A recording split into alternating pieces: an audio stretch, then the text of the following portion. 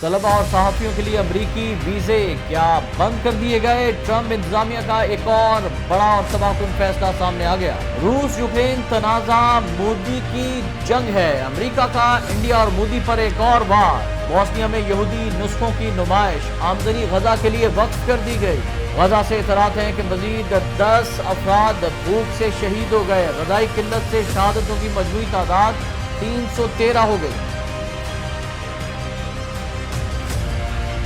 بسم اللہ الرحمن الرحیم۔ السلام علیکم ناظرین، آپ دیکھ رہے ہیں خبرگام اور میں ہوں احتشام الرحمان۔ ناظرین، ٹرمپ کے دور سے پہلے خاص طور پر صدر اوباما کے زمانے میں امریکہ کی ویزا پالیسی طلبہ اور صحافیوں کے لیے نسبتاً نرم اور آسان ہوا کرتی تھی۔ امریکہ اپنے تعلیمی اداروں اور آزادی صحافت کو دنیا کے سامنے بہتر طور پر اجاگر کرنے کے لیے بیرونی اسٹوڈنٹس اور صحافیوں کو خوش آمدید کہا کرتا تھا۔ امریکہ دنیا بھر سے طلبہ کو اپنی یونیورسٹیوں اور کالجوں میں تعلیم حاصل کرنے کی ترغیب دیتا تھا۔ اگر کسی طالب علم کے پاس کسی امریکی تعلیمی ادارے میں داخلے کا خط موجود ہوتا تو اس کے لیے ویزا حاصل کرنا زیادہ مشکل نہیں ہوا کرتا تھا۔ پڑھائی مکمل کرنے کے بعد طلبہ کو یہ سہولت دی جاتی تھی کہ وہ کچھ عرصہ امریکہ میں رہ کر عملی تجربہ حاصل کریں۔ خاص طور پر سائنس اور ٹیکنالوجی کے شعبوں میں تعلیم حاصل کرنے والے نوجوانوں کو زیادہ مدت تک یہ اجازت دی جاتی تھی تاکہ وہ اپنی مہارتیں مزید نکھار سکیں۔ اس کے ساتھ ساتھ تحقیق اور تبادلے کے پروگراموں کے تحت بھی طلبہ اور محققین کو امریکہ جانے کے مواقع فراہم کیے جاتے تھے۔ فل برائٹ جیسے تعلیمی منصوبے اسی پالیسی کا حصہ ہوا کرتے تھے، جن کے ذریعے کئی پاکستانی اور دیگر ممالک کے اسٹوڈنٹس امریکہ میں تعلیم حاصل کرنے گئے۔ اسی طرح صحافیوں کے لیے بھی امریکہ کی پالیسی نرم تھی۔ اگر کوئی صحافی کسی معتبر ادارے سے منسلک ہوتا تو اسے امریکہ میں رہ کر رپورٹنگ کرنے کے لیے اجازت مل جایا کرتی تھی۔ غیر ملکی صحافیوں کو سرکاری اداروں تک رسائی بھی نسبتاً آسان تھی تاکہ وہ آزادی کے ساتھ اپنی خبریں اور تجزیے دنیا تک پہنچا سکے۔ لیکن جب سے ڈونلڈ ٹرمپ 2017 میں صدر بنے تو امریکہ کی ویزا پالیسی میں نمایاں تبدیلیاں آنا شروع ہو گئیں۔ ان کا نعرہ تھا امریکہ سب سے پہلے، جس کی وجہ سے غیر ملکیوں کے لیے ویزا حاصل کرنا پہلے کے مقابلے میں زیادہ مشکل ہو گیا۔ اس کا اثر سب سے زیادہ طلبہ اور صحافیوں پر پڑا۔ ٹرمپ حکومت نے بیرونی طلبہ کے لیے ویزا پالیسی سخت کر دی۔ امریکہ سے تازہ ترین اطلاعات کے مطابق امریکی صدر ڈونلڈ ٹرمپ کی انتظامیہ نے غیر ملکی طلبہ اور صحافیوں کے امریکہ میں قیام کی مدت پر آج سخت پابندیاں عائد کرنے کا فیصلہ کر لیا ہے، جو ملک میں قانونی امیگریشن کو مزید محدود کرنے کی تازہ کوشش قرار دی جانے لگی ہے۔ فرانسیسی خبر رساں ادارے AFP کی رپورٹس کے مطابق مجوزہ تبدیلی کے تحت غیر ملکی اسٹوڈنٹس کو امریکہ میں اسٹوڈنٹ ویزے پر 4 سال سے زیادہ قیام کی اجازت نہیں ہوگی، اور غیر ملکی صحافیوں کو صرف 240 دن تک قیام کی اجازت ہوگی، تاہم وہ مزید 240 دن کی توسیع کے لیے درخواست دے سکیں گے۔ لیکن چینی صحافیوں کے لیے یہ مدت صرف 90 دن ہوگی۔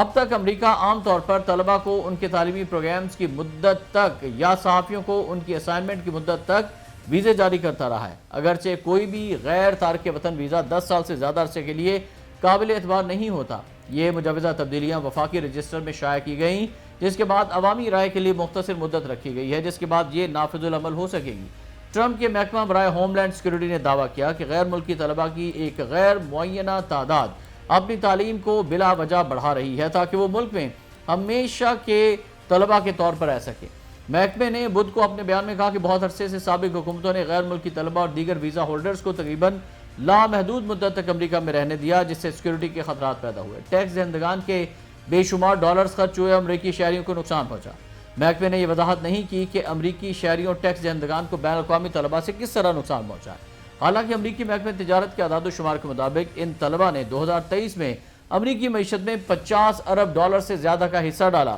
امریکہ نے تعلیمی سال 2023-24 میں 11 لاکھ سے زائد بین الاقوامی طلبہ کا خیر مقدم کیا، جو دنیا کے کسی بھی دوسرے ملک سے زیادہ ہے، اور یہ طلبہ امریکہ کی جامعات کے لیے آمدنی کا ایک اہم ذریعہ بن گئے، کیونکہ غیر ملکی طلبہ عموماً مکمل فیس ادا کرتے ہیں۔ امریکی کالجز اور جامعات کے رہنماؤں کی نمائندہ تنظیم نے اس اقدام کو بیکار بیوروکریٹک رکاوٹ قرار دے دیا ہے، جو تعلیمی فیصلوں میں مداخلت ہے اور ممکنہ طلبہ کو مزید دور کر سکتی ہے، جو تحقیق اور روزگار کے مواقع میں حصہ ڈال سکتے تھے۔ صدر اور CEO presidents alliance on higher education and immigration Mariam Feldblum نے کہا کہ یہ مجوزہ قانون دنیا بھر کے باصلاحیت افراد کو یہ پیغام دے رہا ہے کہ ان کی خدمات کی امریکہ میں قدر نہیں کی جاتی۔ انہوں نے کہا کہ یہ نہ صرف بین الاقوامی طلبہ کے لیے نقصان دہ ہے، بلکہ اس سے امریکی کالجز اور جامعات کی بہترین صلاحیت کو متوجہ کرنے کی صلاحیت بھی کمزور ہو جاتی ہے، جو ہماری عالمی مسابقت کو کم کرتی ہے۔ تو ناظرین، یہ ہے وہ ٹرمپ کا اقدام اور پھر اس پر رد عمل جو آپ نے دیکھا، اور اس کی بنیادی وجہ کیا ہے؟ اس کی بنیادی وجہ یہ ہے کہ صہیونیوں کے خلاف جو احتجاج شروع ہوا تھا امریکہ میں، اور اس کے بعد اس میں بہت زیادہ اسٹوڈنٹس ملوث تھے، اسٹوڈنٹ انوالو تھے، اور خاص طور پر وہ اسٹوڈنٹ جن کا تعلق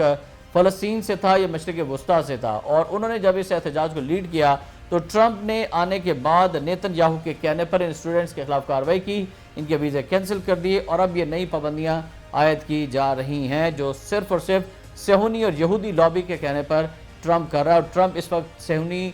لابی کے ہاتھوں میں کھیل رہا ہے، اور نیتن یاہو کے پاس اس کے ایسے راز ہیں کہ وہ اس کو بلیک میل کر رہا ہے۔ ادھر ناظرین، امریکی صدر ٹرمپ کی جانب سے اعلان ایک ایسے وقت میں سامنے آیا ہے جب جامعات اپنا تعلیمی سال شروع کر رہی تھی، اور بہت سی جامعات نے بین الاقوامی طلباء کی تعداد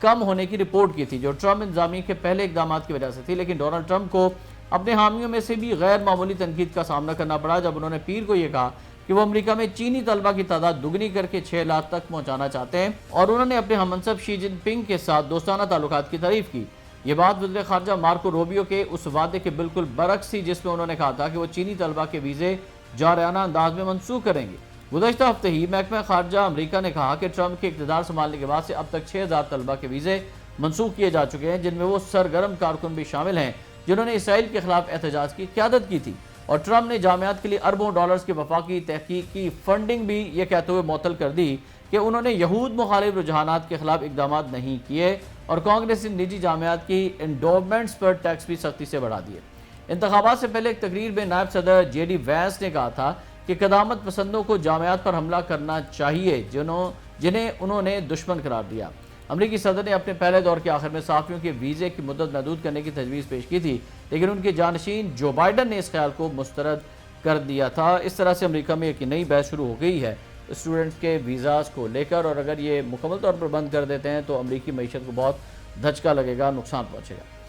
ادھر ناظرین، واشنگٹن اور نئی دلی کے درمیان تجارتی تناؤ مزید شدت اختیار کر گیا ہے، اور امریکی صدر ڈونلڈ ٹرمپ کے مشیر ہیں پیٹر ناوارو، انہوں نے روس اور یوکرین کے درمیان جاری تنازع کو بھارتی وزیر اعظم نریندر مودی کی جنگ قرار دیتے ہوئے بھارت پر دباؤ ڈالا ہے کہ وہ ماسکو سے تیل کی خریداری بند کر دے۔ برطانوی نشریاتی ادارے بی بی سی کے مطابق امریکی تجارتی مشیر پیٹر ناوارو کا یہ بیان ایک ایسے وقت میں سامنے آیا جب امریکہ نے بھارت سے درآمدات پر 50% تک کے بھاری ٹیرف عائد کر دیے جو دنیا کے بلند ترین تجارتی محصولات میں شمار ہوتے ہیں، اور ان میں روس سے تیل اور ہتھیار خریدنے پر 25% اضافی جرمانہ بھی شامل ہے، اور امریکہ کا موقف ہے کہ روسی تیل اور اسلحہ خریدنے سے ماسکو کو یوکرین جنگ کے لیے مالی مدد مل رہی ہے۔ دوسری جانب بھارت نے امریکی اقدام کو غیر منصفانہ قرار دیتے ہوئے واضح کیا کہ وہ اپنی 1 ارب 40 کروڑ آبادی کے مفاد میں روس سے سستا تیل خریدنا جاری رکھے گا۔ ادھر ناظرین، بوسنیا کے قومی میوزیم نے یہودی نسخے کی نمائش سے حاصل ہونے والی آمدنی غزہ کے عوام کے لیے وقف کر کے اظہار یکجہتی کیا ہے۔ خبر رساں ادارے اے ایف پی کے مطابق بوسنیا کے قومی میوزیم نے اعلان کیا ہے کہ ایک تاریخی یہودی نسخے سرائیوو ہاگادا کی نمائش سے حاصل ہونے والی آمدنی غزہ کے عوام کو دی جائے گی، اور یہ نسخہ دنیا کے قیمتی مذہبی مسودات میں شمار ہوتا ہے اور درمیانی دور سے تعلق رکھتا ہے۔ اس میوزیم کے ڈائریکٹر مرساد سیاریچ نے کہا کہ یہ فیصلہ فلسطینی عوام کی حمایت کے لیے کیا گیا ہے جو اسرائیل کے ہاتھوں ظلم و جبر کا شکار ہیں۔ ان کا کہنا تھا کہ ہم نے ایک طرف کا انتخاب ضرور کیا ہے کیونکہ غیر جانبدار رہنا بھی ظلم کا ساتھ دینے کے مترادف ہے۔ میوزیم کے اس فیصلے پر دنیا بھر کے یہودی اداروں نے سخت تنقید کی ہے، اور نیو یارک کی اینٹی ڈیفیمیشن لیگ نے اسے ایک مذہبی ورثے کی سیاست میں مداخلت قرار دیا تھا۔ میوزیم ڈائریکٹر کا کہنا ہے کہ انہیں دنیا بھر کے کئی یہودی افراد سے حمایت کے پیغامات بھی موصول ہوئے ہیں۔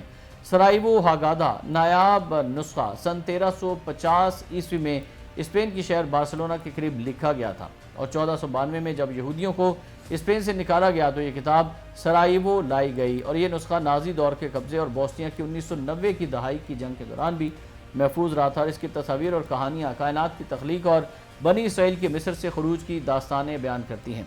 بوسنیا کی یہودی کمیونٹی کے صدر جیکب فینسی نے اس فیصلے کو غیر معمولی اور توہین آمیز قرار دیا اور کہا کہ اس سے سرائیوو اور اس کتاب کی کثیر الثقافتی پہچان کو نقصان پہنچے گا۔ ان کا یہ بھی کہنا تھا کہ انہوں نے اس فیصلے کے خلاف تو کئی آوازیں سنی لیکن کسی نے تعریف نہیں کی ہے۔